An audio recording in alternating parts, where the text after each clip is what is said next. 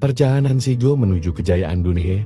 Di sebuah kota kecil bernama Pratama, hidup seorang anak laki-laki bernama Shigo. Kota ini terpencil dan tidak terlalu dikenal, namun Shigo memiliki impian yang sangat besar. Dia terpesona oleh teknologi sejak usia muda. Berkat ayahnya yang bekerja sebagai teknisi di sebuah pabrik kecil, ayahnya, Pak Andi, sering membawa pulang barang-barang elektronik yang rusak untuk diperbaiki, dan Shigo selalu membantu. Sejak kecil, Shigo menunjukkan bakat luar biasa dalam memahami teknologi. Ia bisa membongkar dan merakit kembali perangkat elektronik dengan mudah. Ketika berusia 10 tahun, ia berhasil memperbaiki komputer sekolah yang rusak hanya dengan membaca manual dan sedikit percobaan.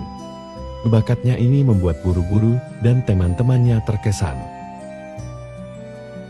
Namun, Pratama bukanlah kota yang menyediakan banyak kesempatan untuk berkembang di bidang teknologi.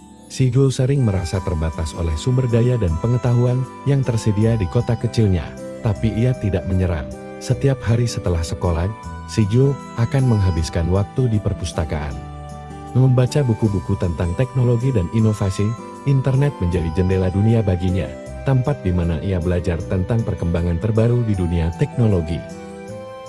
Pada usia 17 tahun, Shigo memutuskan untuk mengikuti sebuah kompetisi teknologi nasional. Kompetisi ini diadakan oleh sebuah universitas terkenal di Jakarta dan terbuka untuk siswa-siswa berbakat dari seluruh Indonesia dengan dukungan penuh dari keluarga dan guru-gurunya.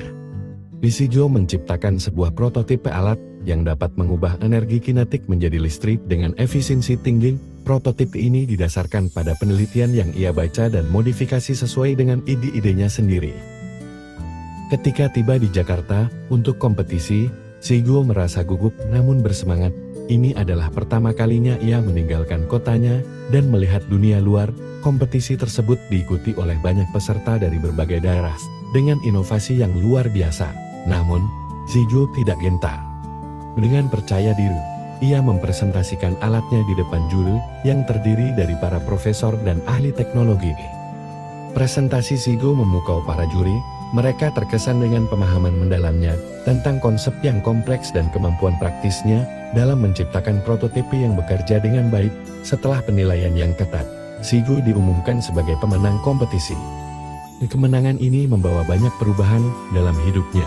Ia mendapatkan beasiswa penuh untuk melanjutkan pendidikan di universitas ternama tersebut, sebuah kesempatan yang tidak pernah ia bayangkan sebelumnya.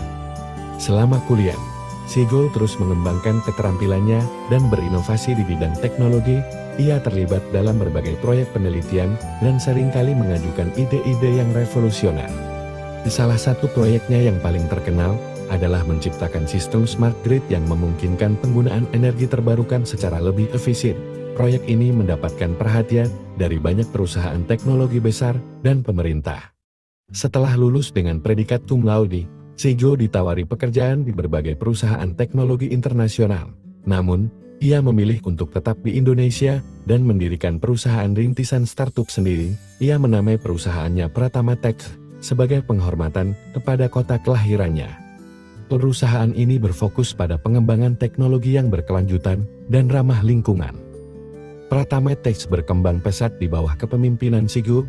Produk-produk inovatif mereka, seperti panel surya yang lebih efisien dan alat penghemat energi, mendapat sambutan hangat di pasar. Shigo juga memastikan bahwa perusahaannya memberikan pelatihan dan kesempatan kerja bagi anak-anak muda berbakat dari daerah terpencil. Seperti dirinya dulu, ia percaya bahwa bakat bisa datang dari mana saja, dan semua orang berhak mendapatkan kesempatan untuk berkembang. Keberhasilan Pratama Tech membuat Shigo semakin dikenal di dunia internasional. Ia sering diundang untuk berbicara di konferensi teknologi global, berbagi pengetahuannya, dan menginspirasi banyak orang. Suatu hari, ia menerima undangan yang sangat istimewa, menjadi delegasi Indonesia dalam sebuah forum teknologi dunia yang diadakan oleh Perserikatan Bangsa-Bangsa PBB.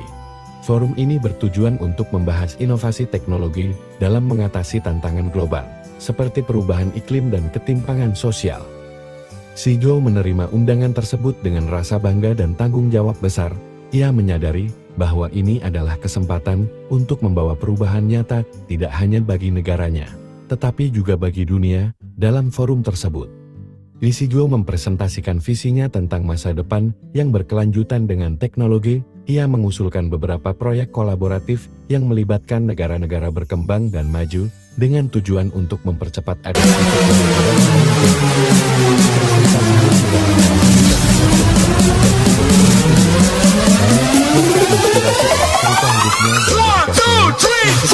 perubahan positif. Usulan-usulan Si-jo menjadi dasar bagi beberapa inisiatif global yang diluncurkan oleh PDB, seperti program pemberdayaan energi terbarukan di negara-negara berkembang dan platform kolaborasi dan teknologi hijau. Kesuksesan di forum tersebut membawa Si-jo ke puncak karirnya. Ia tidak hanya menjadi simbol kebanggaan bagi Indonesia, tetapi juga bagi generasi muda di seluruh dunia yang bercita-cita tinggi. Namun, dari semua kesuksesan itu, Si-jo tetap rendah hati. Dia selalu mengingat asal-usulnya dan orang-orang yang mendukungnya sepanjang jalan. Pada suatu hari, Si-jo kembali ke Pratama untuk merayakan ulang tahun ke-30. Di sana, ia disambut dengan hangat oleh keluarga dan teman-teman lamanya. Seluruh kota merayakan kepulangannya dengan pesta besar.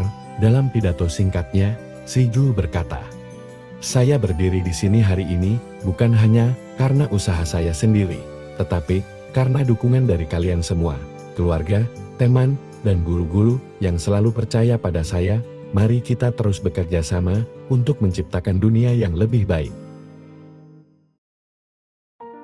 Si-jo melanjutkan hidupnya dengan dedikasi yang sama. Ia terus memimpin Pratama Tech, berinovasi dan berkontribusi bagi masyarakat.